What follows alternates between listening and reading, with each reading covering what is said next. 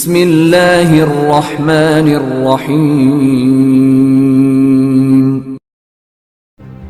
ہجرت کے تیسرے سال جنگ احد کی آگ بھڑک اٹھی۔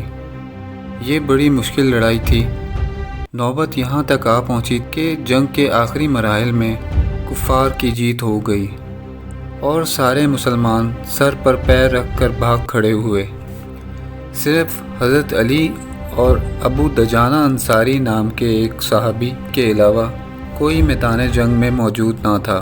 بعض روایتوں کے مطابق بنی ہاشم کے چند جوان بھی موجود تھے۔ 5000 نفری پر مشتمل فوج اور ابو سفیان کی رسول اللہ صلی اللہ علیہ وآلہ وسلم کو قتل کرنے کی مسلسل کوششوں سے پیدا ہو جانے والی بھیانک صورتحال میں صرف علی علیہ السلام کی ذات ہی تھی جو پروانے کی طرح شمع رسالت کے ارد گرد طواف کر رہی تھی۔ جب بھی کوئی گروہ حضرت صلی اللہ علیہ وآلہ وسلم کی طرف حملہ آور ہوتا تو حضرت علی علیہ السلام ان کے سامنے ڈٹ جاتے اور انہیں تتر بتر کر دیا کرتے تھے۔ اس جنگ میں آپ نے بہت سے مشرکوں کو قتل کیا۔ اسی دوران آپ کی تلوار ٹوٹ گئی۔ آپ نے رسول خدا صلی اللہ علیہ وآلہ وسلم کے پاس آ کر عرض کیا، اے رسول خدا، مرد تلوار سے لڑتا ہے مگر میری تلوار ٹوٹ گئی ہے۔ رسول خدا صلی اللہ علیہ وآلہ وسلم نے اپنی ذوالفقار نامی تلوار آپ کو عنایت کی۔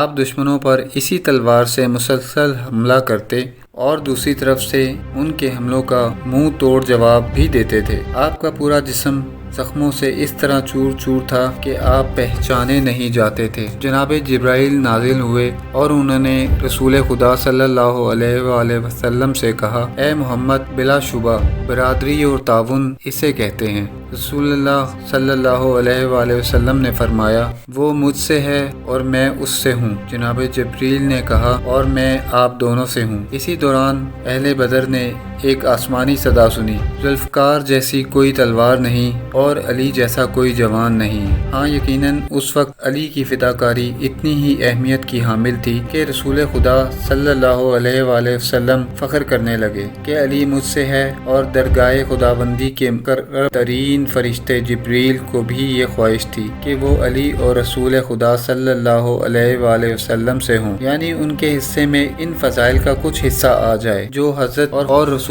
خدا صلی اللہ علیہ وآلہ وسلم کو عطا ہوئے تھے۔